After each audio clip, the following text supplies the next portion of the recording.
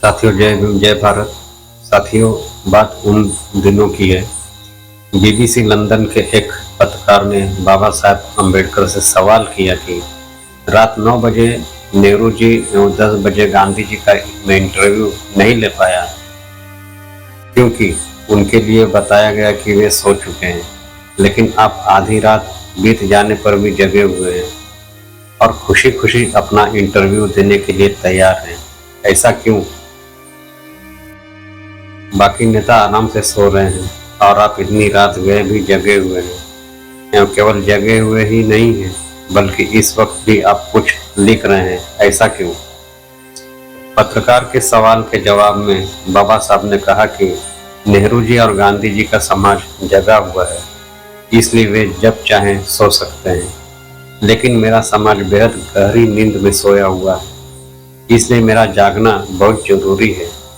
एवं इस वक्त जो मैं लिख रहा हूँ, जिस दिन मेरा समाज इसे पढ़ेगा, उस दिन वह जागरूक बनेगा। विचार करने वाली बात यह है कि क्या हम जागरूक और सचेत हो गए हैं या फिर अभी भी गहरी नींद में सोए हुए हैं। इस सवाल का जवाब देने से पहले एक नया सवाल खड़ा हो जाता है कि कैसे पता चलेगा कि हम सोए हुए हैं या फिर जगे हुए हैं।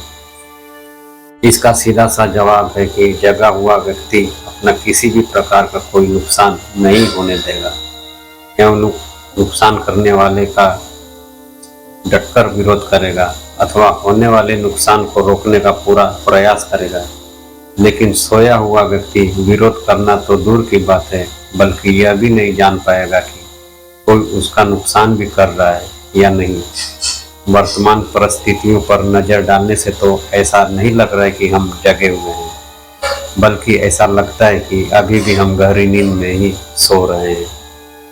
एवं नहीं जगने का मुख्य कारण यह है कि अपने जीवन में बाबा साहेब अम्बेडकर ने रात रात भर जाग कर जो पुस्तकें हमें जगाने के लिए लिखी थी, उन्हें पढ़ना तो दूर की बात है, बल्कि उन्हें अभी तक खरीदने की भी हमने नहीं सोची है। एवं खरीदने की बात तो छोड़ो, बल्कि उनके नाम जानने की कोशिश तक भी नहीं की है, तो फिर जागने का तो सवाल ही नहीं उठता है। और जिन लोगों ने बाबा साहेब अम्बेडकर की पुस्तकें पढ़ी हैं, वे स्वयं तो जगे ही हैं, बल्कि दूसरों को भी जगाने में लगे हुए हैं। तो क्यों न हम देर से ही सही पर इस वर्ष प्रतिज्ञा लेकर इन कार्य को अंजाम देने की कोशिश करें।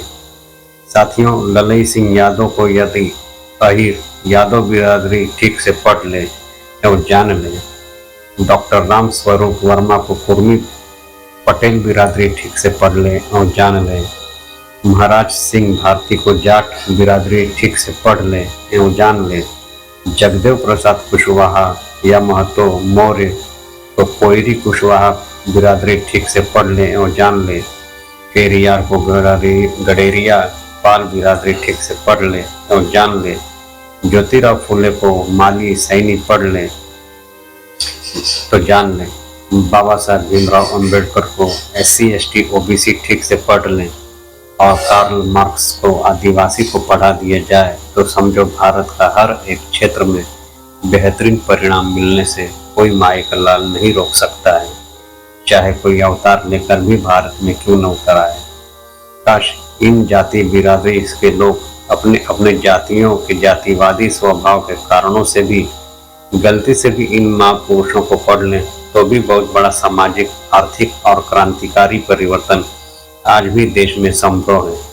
साथियों, अगर देश के 85% बहुजनों में एकता होती, तो क्या ये तथाकथित राष्ट्रवादी, देश प्रेमी, देशभक्त आज संविधान और देश का नाम बदलने की बात करते हैं?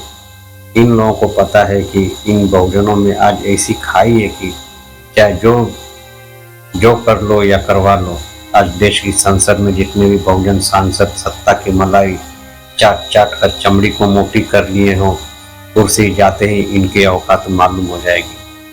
साथियों, आज देश में नौकरी खत्म, पेंशन खत्म, सरकारी उद्योग को प्राइवेट हाथों में दे रही है मौजूदा सरकार। इसका मतलब देश के उन तमाम बहुजनों की नौकरी को खत्म किया जा रहा है और हमारे बहुजन सांसद मूर्ख दर्शक बनकर सारा तमाशा देख रहे हैं।